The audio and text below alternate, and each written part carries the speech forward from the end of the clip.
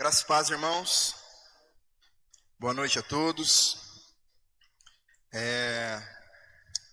Vamos mais uma vez. Som. Som. Vamos dar continuidade aos nossos estudos, né? Aí no Evangelho de Mateus. Ainda dentro do capítulo 18. Hoje nós vamos dar continuidade naquilo que nós começamos a ver na semana passada, né? Hoje, alguns versículos bastante conhecidos, né, de todos nós, bastante debatidos também, né, no meio de nós, mas é um trecho que nós vamos estudar hoje, irmãos, dos versículos 15 até o 20, Mateus 18, do 15 ao 20, é um trecho que vai falar sobre a disciplina dentro da igreja, sobre a disciplina cristã. Mas tem um caso aí, né, que o texto apresenta, um caso específico sobre o que se trata essa disciplina, sobre como ela deve ser realizada, e inclusive é o nosso tema de hoje, então, os passos da disciplina cristã. E nós vamos entender, então, de que maneira isso deve ser feito, né, e deve ser feito, como isso deve acontecer, segundo aquilo que o próprio Jesus nos ensina, tá?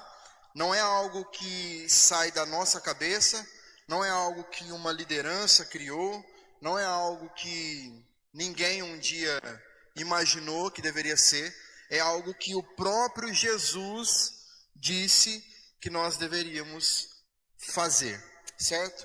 Vamos ler o texto então, a partir do versículo 15. Diz assim: se o seu irmão pecar contra você, vá e repreenda-o em particular. Se ele ouvir, você ganhou o seu irmão.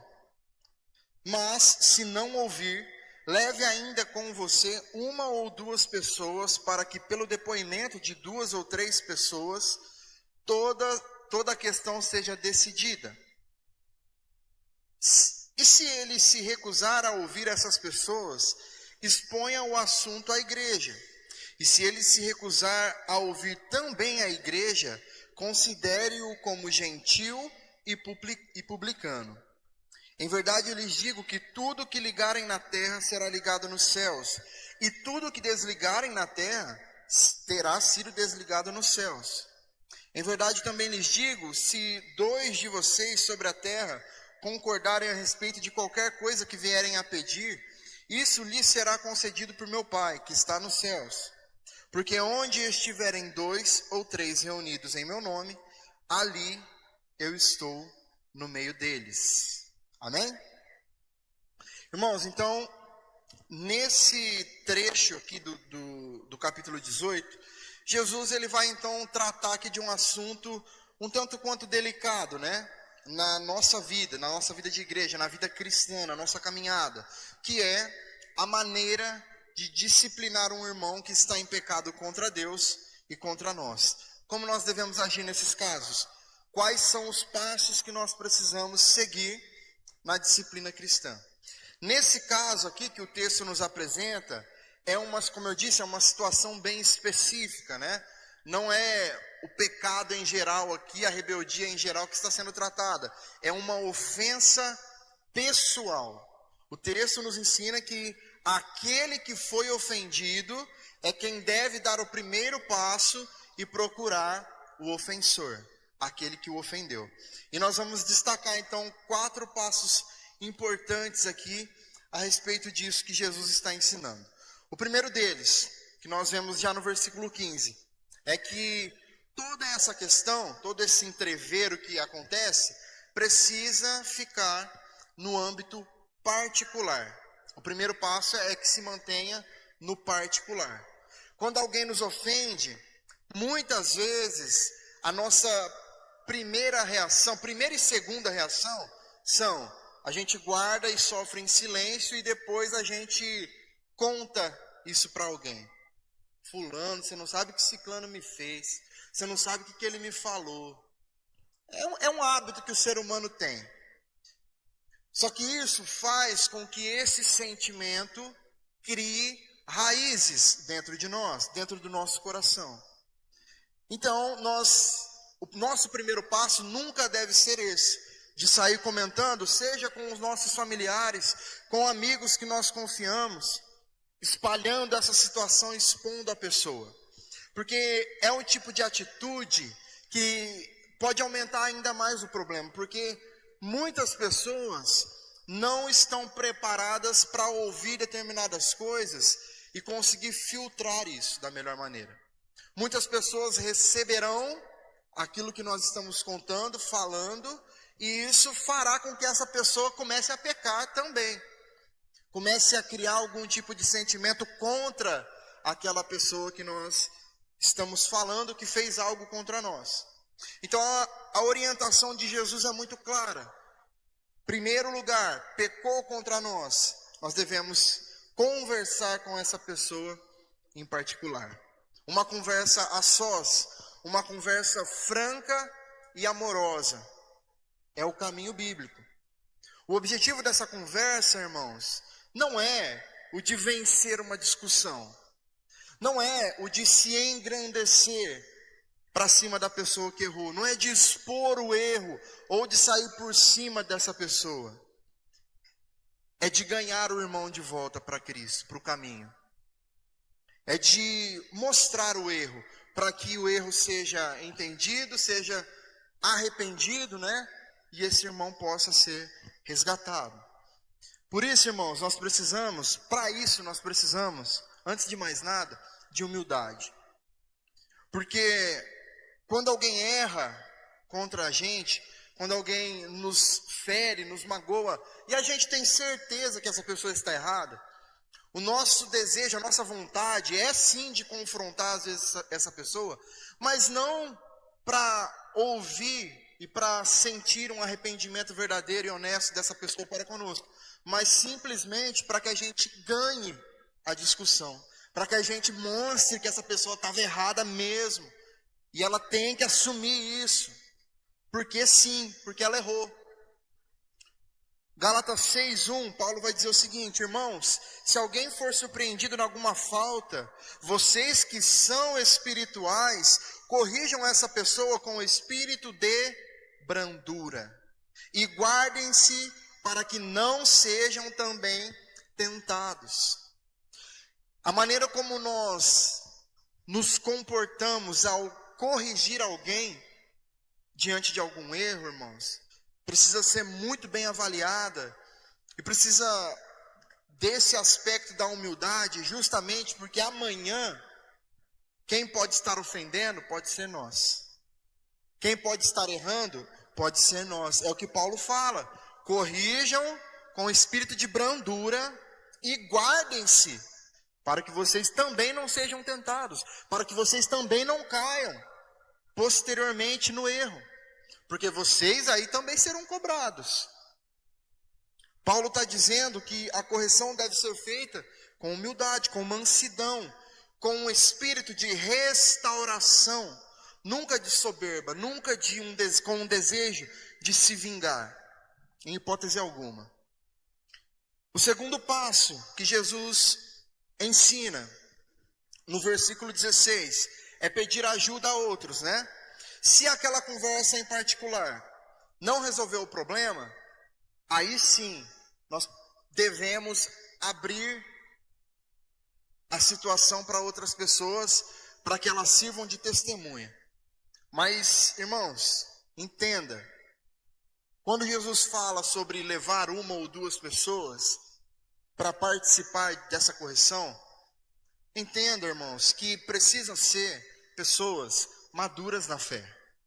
Como eu disse, existem pessoas que não estão preparadas para ouvir e para saber de determinadas coisas. E aí essa pessoa, talvez que a gente vai contar para ir com a gente, ela vai mais na carne do que nós. Aí não vai funcionar. A ideia sempre é restaurar a vida daquele irmão, a comunhão da igreja. Por isso, não pode ser qualquer pessoa. Precisam ser pessoas que possuem um compromisso com Deus antes de mais nada e com a sua palavra. E aí essas pessoas, elas servirão como testemunha e também como conselheiros espirituais. De preferência, que sejam seus líderes, seus pastores, que são pessoas capacitadas por Deus para lidar com as situações. O propósito aqui, irmãos, novamente, é de ajudar aquele que cometeu esse pecado a enxergar a situação. Muitas vezes, quando nós vamos confrontar uma pessoa por conta de um pecado, ainda que nós façamos isso com humildade, com um espírito de brandura, em amor, talvez essa pessoa não vá aceitar. Mas quem é você para falar isso para mim? É muito comum esse tipo de reação. Só que quando mais pessoas passam a ter conhecimento daquilo e participam disso com um claro objetivo, né, de restaurar aquela união, a comunhão ali, isso pode ter um peso diferente. Além disso, isso também impede que o pecado se espalhe, que contamine toda a igreja, toda a comunidade. Irmãos, problemas de relacionamento, eles acontecem constantemente, dentro e fora da igreja. Só que dentro da igreja, eles não podem ser ignorados. Eles precisam ser tratados com seriedade, sabe por quê? Porque problemas de relacionamento dentro da igreja divide a igreja. Afasta as pessoas do corpo, da presença de Deus. Por isso nós precisamos de urgência nessas questões, para que isso não gere divisões ainda maiores no nosso meio. Em terceiro lugar, Jesus vai mostrar no versículo 17, que se isso tudo não resolver, se aquela primeira abordagem em particular não funcionar, se essa conversa com 2 ou 3 ali a mais irmãos maduros na fé também não funcionar, então essa questão deve ser levada para a igreja. Irmãos, o objetivo não mudou. O objetivo continua sendo a restauração dessa vida. Não é o objetivo de expor essa vida, de colocar, de jogar ela aos leões. Não é isso. Jesus nos orienta a levar o caso para a igreja, para a reunião do povo, para a assembleia, certo? E aí, irmãos, é o momento em que a igreja é chamada a intervir para a restauração do relacionamento. A igreja precisa intervir, precisa exortar aquele que ofende, para que ele se arrependa, para que o erro seja perdoado, para que a comunhão seja restaurada. Porque no meio de uma situação assim, irmãos, nós sabemos que o ideal, esse aqui é o ideal, né? Aquilo que Jesus está nos ensinando a fazer como base do que deveria ser.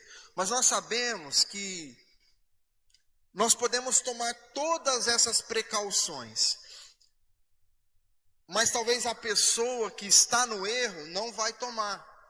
E ela mesma vai sair falando para um, para outro, para o outro, para o outro. E isso acaba gerando um desgaste muito grande.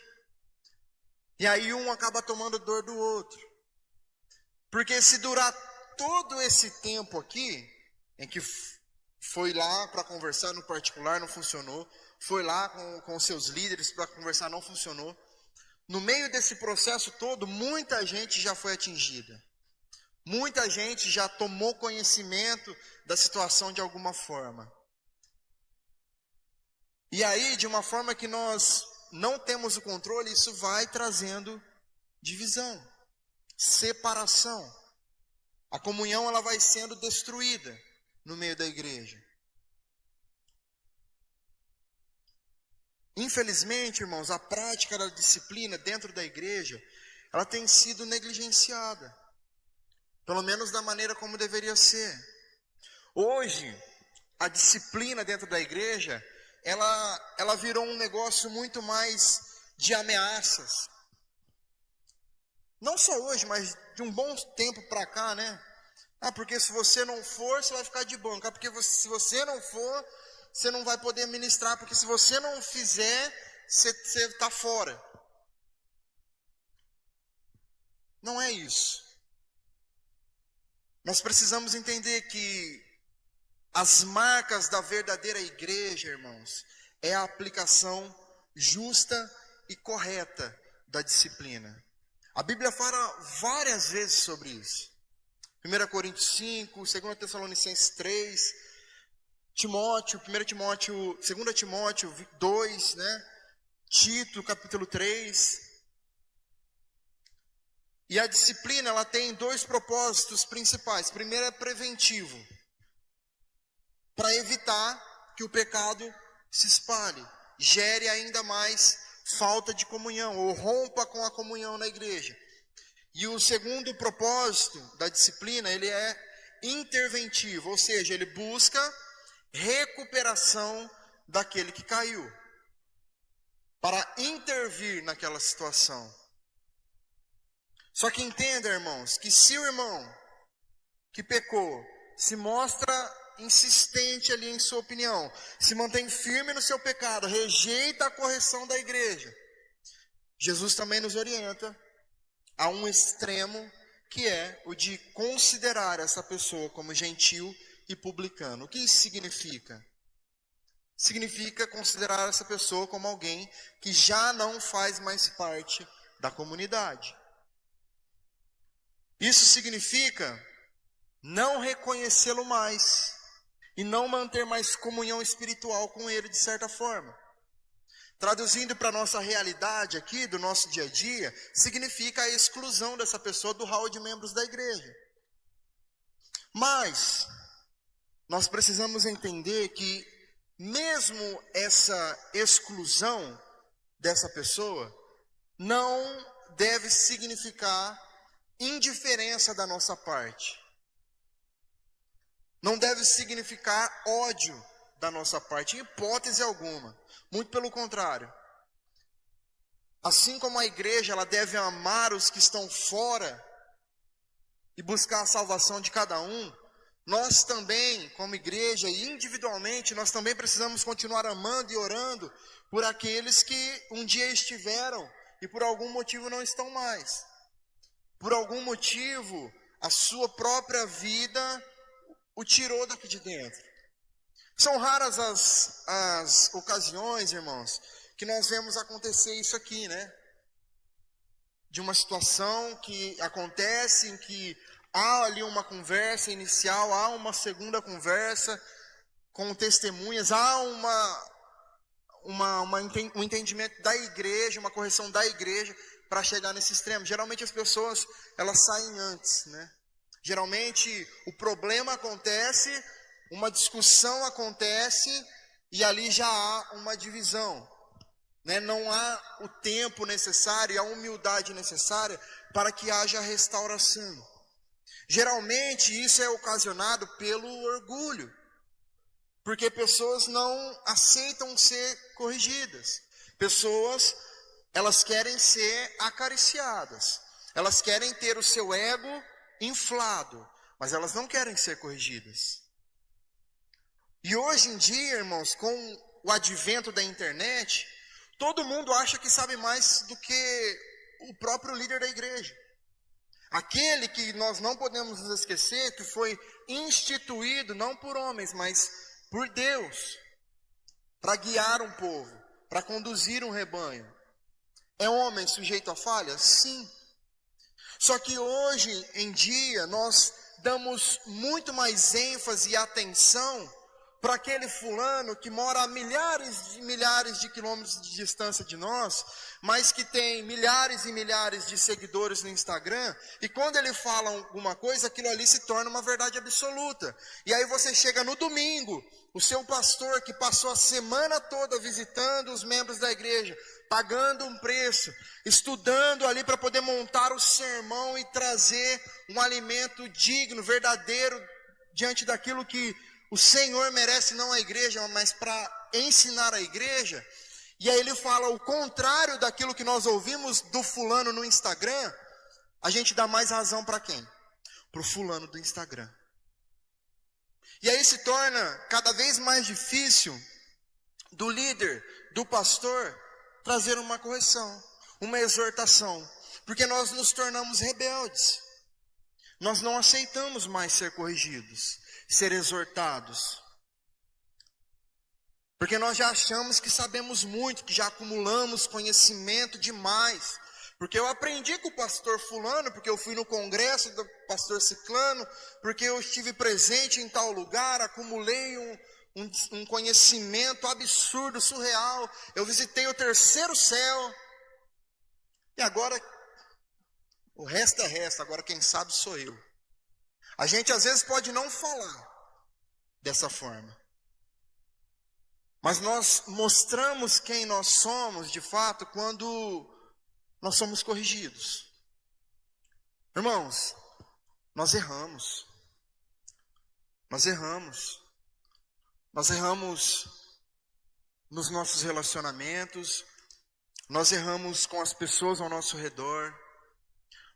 Nós erramos nos nossos afazeres. Nós erramos na igreja. Nós erramos com as pessoas que nos amam. Nós erramos. E nós vamos continuar errando. E se nós não tivermos humildade de reconhecer isso, nós não teremos também humildade de ao sermos corrigidos, aceitarmos isso. O intuito daquele que corrige deve ser a restauração da vida. O apóstolo Paulo disse, o versículo que nós lemos: guardem-se para que não sejam também tentados. Ou seja, irmãos, nós seremos tentados. Isso é um fato. Isso é um fato. Quando Paulo diz, guardem-se para que não sejam também tentados, ele quer dizer, guardem-se para que vocês não caiam em tentação. A tentação virá. E nós precisamos nos guardar em humildade para que nós não caiamos.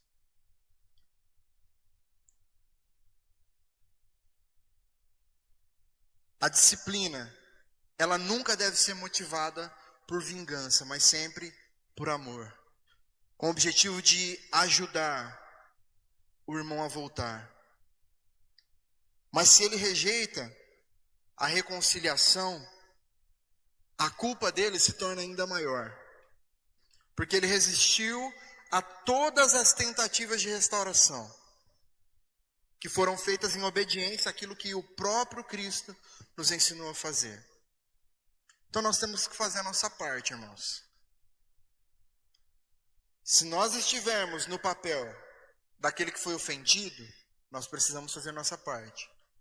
E se nós estivermos no papel daquele que ofendeu, nós também precisamos fazer a nossa parte. Ambos os casos, o ponto central e definitivo para que a gente haja da maneira correta é a humildade. De um jeito ou de outro. Se eu estou certo, eu tenho que ter humildade para me aproximar daquela pessoa com o objetivo correto. Se eu estou errado, eu tenho que ter a humildade de reconhecer. E por último, o quarto ponto aí, entre os versículos 18 e 20, nós precisamos manter o caráter espiritual da igreja. Jesus ele conclui aí esse ensino destacando os princípios fundamentais da vida da igreja. No versículo 18 ele vai demonstrar a autoridade da palavra. E aí nós vemos que a disciplina não é uma intervenção humana, como eu disse lá no início. É uma forma pela qual Deus, o próprio Deus, exerce autoridade dentro da igreja. Irmãos, um fato aqui. Se nós obedecemos a palavra e aplicamos a palavra como ela é Deus agindo. Não somos nós. Nós estamos simplesmente reproduzindo o que a palavra está ensinando. Então, se nós aplicarmos isso, não tem como errar. É Deus quem está fazendo, não somos nós. E é por meio dessa disciplina aqui que Deus restaura os seus filhos. E eu gostaria de destacar algo aqui também no versículo 18. O versículo 18 diz assim: Em verdade, lhes digo que tudo que ligarem na terra terá sido ligado nos céus, e tudo que desligarem na terra terá sido desligado nos céus. Veja, muitas vezes a gente acaba fazendo uma interpretação muito generalista desse versículo, né? E a gente acaba entendendo que absolutamente tudo sobre o que a igreja concordar na terra se concretizará. Porque está falando aqui, ó, tudo que vocês ligarem na terra será ligado nos céus. Só que é uma interpretação muito perigosa, irmãos, que ela acaba engrandecendo muito a figura do homem, e é com base nesse tipo de interpretação também que muitas igrejas criam doutrinas segundo o seu próprio entendimento e não segundo o que a palavra ensina. É com base nesse tipo de interpretação que muitas heresias nascem e acabam aprisionando pessoas. O que nós precisamos entender? Nós precisamos entender que há um contexto aqui. Irmãos, quando você está conversando com alguém, você está falando sobre um assunto, você não interrompe aquele assunto no meio e começa a falar de outro. Às vezes a gente até faz isso por displicência, né? E a gente acaba fazendo isso, mas quem está do nosso lado fala, mas o que você está fazendo? Você estava falando sobre uma coisa e agora você mudou de assunto do nada, você está falando de outro assunto? Espera aí, vamos terminar aquele assunto. E Jesus era perfeito, amém? Jesus não tinha essa. Se ele estava falando sobre uma coisa, tudo que ele fala está interligado, tem conexão. Então não faz sentido Jesus estar falando aqui sobre um tema específico, que era a disciplina na igreja, a disciplina cristã, explicando sobre isso, mostrando ali o passo a passo de como aquilo ali deveria ser executado, e de repente, do nada, ele muda de assunto ali. Ele começa a fazer uma aplicação já geral sobre as coisas. Não, Jesus está falando aqui sobre a forma de disciplinar um irmão que pecou contra nós, que nos ofendeu. E aí no meio dessa explicação, ele vem, ele traz um passo a passo do que nós precisamos fazer para trazer a correção, né, da maneira correta para esse irmão. Primeiro uma conversa em particular, se não resolver, que se leve 2 ou 3 irmãos para serem testemunhas daquela situação toda e para tentar trazer uma clareza maior para a situação. Se ainda assim não resolver, que se leve à igreja, e não sendo resolvido mesmo assim, que haja então a exclusão, sendo considerado como publicano.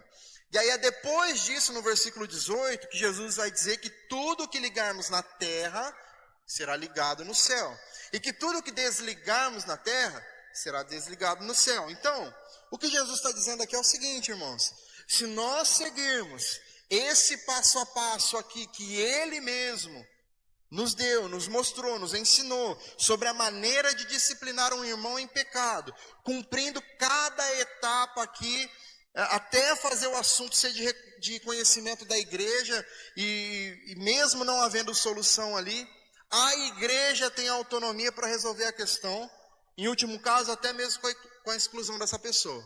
Então Jesus está mostrando que a decisão não é uma decisão de um líder em específico, isolado.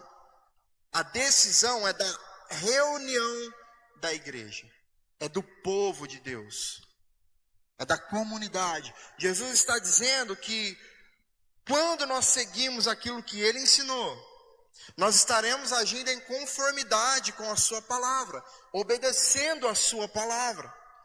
Por isso, o que nós ligarmos aqui já está ligado no céu.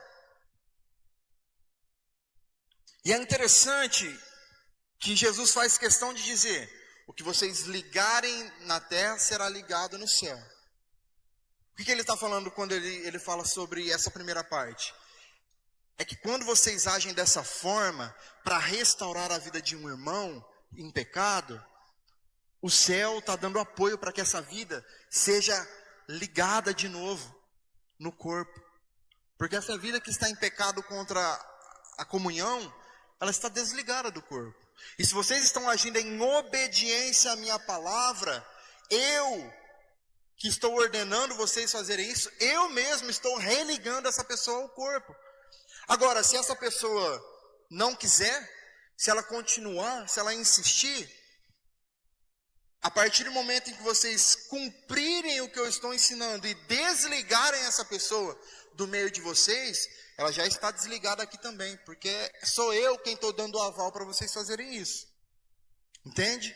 Jesus estava falando sobre esse tema aqui. E no versículo 19 e no 20, ele continua falando da mesma coisa. No versículo 19, Jesus mostra o poder da oração aqui para isso. Jesus diz que quando dois irmãos concordam em oração sobre algo, o Pai atende. Novamente, irmãos, não é sobre qualquer coisa. Porque, irmãos, nós podemos concordar com coisas completamente fora dos caminhos de Deus. E falar em nome de Jesus, amém, e pensar que Deus tem a obrigação de resolver. E não é por aí. A palavra concordar aqui, ela vem da ideia de uma sinfonia. Ou seja, duas vozes diferentes, mas que estão em perfeita harmonia. Jesus está nos ensinando que a igreja precisa orar e buscar a vontade de Deus na disciplina, por meio da palavra e da oração. Agora entenda uma coisa, irmãos, muito importante de nós entendermos também. Não é orar esperando Deus revelar o que nós precisamos fazer em relação à disciplina de alguém. Por quê? Porque está claro o que precisa ser feito. O texto está claro, mostrando claramente o que precisa ser feito. A oração aqui é para que o Senhor nos capacite, para que nós possamos executar o que já está claro da melhor maneira possível. Com amor, com brandura, com o objetivo de restauração. Nós precisamos orar para que o Senhor tire o orgulho do nosso coração, para que a gente faça da maneira correta. Porque, irmãos, nós podemos executar a Bíblia inteira de capa a capa com o coração em outro lugar. E aí não adianta de nada. Se nós executarmos aqui os passos, todos esses passos aqui que Jesus ensinou, mas no final de tudo, esse irmão não aceitou e foi ali excluído do nosso meio, e o nosso coração está lá assim, ó. Ainda bem, era exatamente o que eu queria. Nós cumprimos tudo que a palavra mostrou que nós deveríamos fazer, mas o nosso coração estava muito distante do que a palavra está ensinando. Então a oração é uma frase que eu ouvi uma vez e que faz todo sentido. A oração não muda Deus, a oração serve para mudar a gente. É um ato de humildade novamente diante do Senhor, de chegar aos pés da cruz, de chegar diante de Deus e falar: Senhor, pela minha vontade, eu estrupiava com esse caboclo aqui. Eu pegava era ele de pancada, porque pisou no meu calo, no único calo que não podia pisar, pisou. Essa é a minha vontade, Senhor, mas não é a tua. Então me transforma, me muda, me faz segundo o seu querer e a sua vontade, para que eu possa agir em humildade, com amor, para resgatar a vida desse irmão. E no versículo 20, Jesus fala sobre a comunhão em adoração. Jesus nos lembra que a igreja não é só uma instituição, não é só um CNPJ. É uma comunidade de adoração, onde Ele mesmo está presente. O versículo 20 diz assim: porque onde estiverem 2 ou 3 reunidos em meu nome, ali eu estou no meio deles. Muitas vezes nós usamos esse versículo aqui, até para trazer um certo consolo para nós mesmos, né? Quando tem pouquinha gente no culto, quando tem pouquinha gente nas nossas reuniões.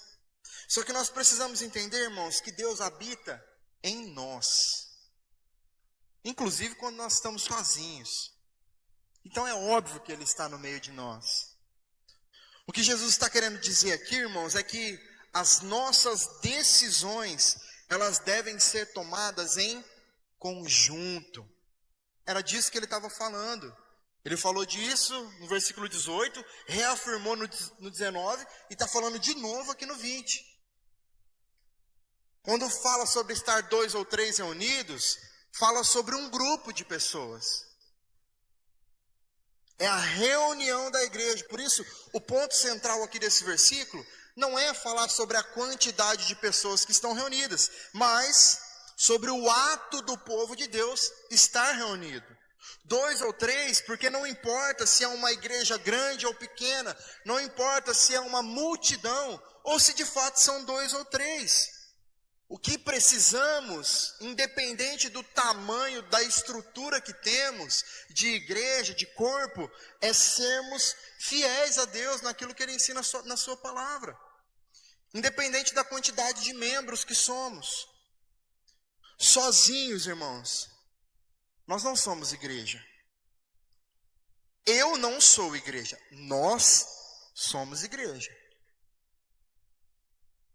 O que Jesus está mostrando é que a igreja é quem precisa tomar as suas decisões em conjunto.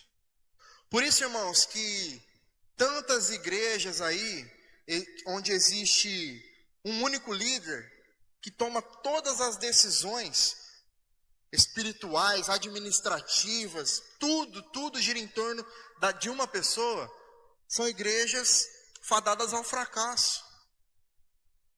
Podem dar certo, humanamente falando, vidas ali dentro podem ser salvas pela graça e misericórdia do Senhor, mas é uma igreja que não está cumprindo com o seu dever, não está sendo igreja.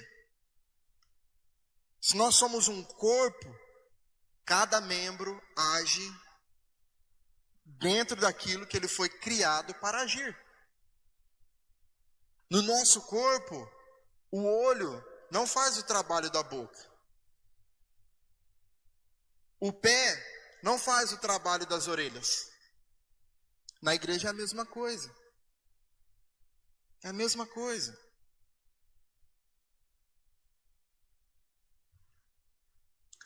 A presença de Jesus é o centro da reunião do povo dele. É a presença de Jesus que é a autorização e o poder para a igreja agir. E Jesus está dizendo aqui que ele age quando a igreja trabalha em união. É quando Jesus age. Amém? Apenas algumas aplicações rapidamente. Em primeiro lugar, nós aprendemos que a restauração, ela deve ser buscada antes da exposição. Jesus ensina isso lá no versículo 15. Que quando uma ofensa acontece, o primeiro passo é procurar o irmão em particular. E só esse primeiro ato aqui, irmãos, já nos confronta de uma forma muito grande. Por causa da nossa tendência natural de expor o erro dos outros. Ou de alimentar os nossos ressentimentos. A lógica do reino é muito diferente, irmãos, da nossa. O objetivo não é se autopreservar ou muito menos se vingar, né? A ideia é de gerar restauração da comunhão. A disciplina, ela começa no coração de quem foi ofendido, que precisa estar disposto a agir com humildade. E isso também nos confronta, irmãos, e mostra como a justiça de Deus é diferente da nossa. Porque na nossa cabeça, qual que é a lógica? Se alguém me ofendeu, ele que vem atrás de mim me pedir perdão, senhor. Não é eu não, eu que tenho que ir, ele que errou comigo, eu que tenho que ir atrás dele ainda? É Jesus que está falando. Não sou eu. É óbvio, irmãos, que quem errou, quem ofendeu, deve buscar restauração. Se nós erramos com alguém, não significa, então, ele que tem que vir atrás de mim, então. Não. Porque existem vários outros textos que também mostram que aquele que errou também precisa buscar se acertar com seu irmão. Só que esse texto aqui está nos mostrando algo diferente da nossa lógica. Irmãos, precisa haver uma sabedoria da nossa parte. Porque se nós tivermos a capacidade, irmãos, de procurarmos aquele que nos ofendeu com o coração correto diante de Deus, na intenção de restaurar aquela vida, significa que nós estamos de fato vivendo dentro dos propósitos pelos quais o Senhor nos criou para viver. Isso nos traz sabedoria. E essa sabedoria vai nos mostrar que aquele ofensor jamais virá até mim para me pedir perdão. Porque ele está afundado no erro, ele está cego pelo pecado e não consegue entender que ele precisa se arrepender. Irmãos, diante disso, nós precisamos resistir à tentação de alimentar os problemas por meio de fofocas, através das redes sociais, ou viver indiferente com relação a isso. Quantos relacionamentos são destruídos porque nós não seguimos a esse simples mandamento de Cristo? Às vezes, um diálogo verdadeiro, amoroso, realizado com mansidão, com humildade, pode salvar amizades, pode preservar famílias, pode evitar divisões. Irmãos, na grande maioria das vezes, não vai precisar nem do segundo ato. Não vai precisar. Porque há um poder tão grande que vem de Deus, quando nós agimos dessa maneira, com verdade, com amor, para com a pessoa que nos ofendeu, que o Espírito Santo de Deus quebra o coração daquele que ofendeu. E na maioria das vezes não vai precisar de levar mais um ou dois. Na maioria das vezes não vai precisar levar a igreja. Na maioria das vezes não vai precisar uma exclusão. Só que o passo mais difícil é o primeiro. E ele é o mais importante, nós precisamos dar. Para o discípulo de Jesus, a reconciliação vale mais do que a razão. Entenda isso. De que vale, irmãos, nós ganharmos o mundo inteiro e perder a alma? De que adianta nós morrermos cheios de razão e sem salvação? De que adianta o irmão que pecou contra nós morrer sem salvação porque o nosso orgulho não nos permitiu abrir mão da razão naquele momento? Quem busca restauração em amor está imitando o próprio Jesus. Irmãos, Jesus não expôs os nossos pecados publicamente. Ele simplesmente veio, tomou as nossas dores, a nossa culpa, simplesmente para nos reconciliar com Deus. É isso que Jesus está mostrando, irmãos. É o que nós devemos fazer. É sacrificar o nosso orgulho, sacrificar a nossa comodidade, sacrificar às vezes a nossa paz, para salvar a vida de um irmão. É ser espelho de Jesus. Ele veio pessoalmente ao nosso encontro, para nos reconciliar com Deus. Em segundo lugar, a disciplina cristã é um ato de amor comunitário. Quando a correção individual não é o suficiente, Jesus ele nos orienta para que nós sejamos testemunhas, para que nós tenhamos testemunhas. E é um processo que mostra que a disciplina não é um ato de tirania, é uma expressão do cuidado da igreja também. A fé cristã, irmãos, ela nunca foi pensada para ser vivida de forma isolada. Por isso que eu disse que eu sozinho não sou igreja. É a reunião, a comunhão do povo que faz a igreja. Nós somos membros uns dos outros, como diz Romanos 12:5. Nós somos responsáveis pela edificação um dos outros. Isso significa que nós não podemos ser indiferentes ao pecado uns dos outros. A omissão diante do erro de um irmão, na verdade, é falta de amor. Quando nós vemos o irmão pecar, errar, e nós deixamos ali, isso se revela numa falta de amor, falta de cuidado. A igreja que ama de verdade, ela confronta com amor. Porque ela entende que o pecado não é só um problema individual, mas é uma ameaça à saúde de todo o corpo de Cristo. Por outro lado, irmãos, por isso que nós precisamos de humildade e de sabedoria da parte de Deus. Ore para que o Senhor te dê isso, nos dê isso. Porque, de repente, nós podemos nos tornar caçadores de pecado. E esse não é o objetivo. Por isso nós precisamos entender o contexto aqui que Jesus está falando. Jesus está ensinando a que nós pratiquemos a disciplina e está nos mostrando a maneira correta de praticar a disciplina. Entenda que Jesus não está mandando nós sairmos por aí procurando o pecado dos outros e apontando esses pecados, não. Lembre-se que antes de nós olharmos para o cisco no olho do nosso irmão, nós precisamos tirar a trave do nosso. O chamado de Jesus aqui é muito claro. Ele está falando sobre ofensas feitas diretamente a nós. É claro que como igreja nós podemos e temos o dever também de aconselhar uns aos outros, em amor, para que haja comunhão entre os irmãos, para que haja bom relacionamento entre eles.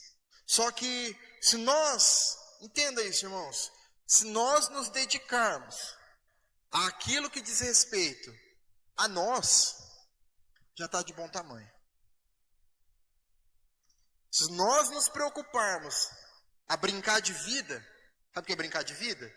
Cada um cuida da sua.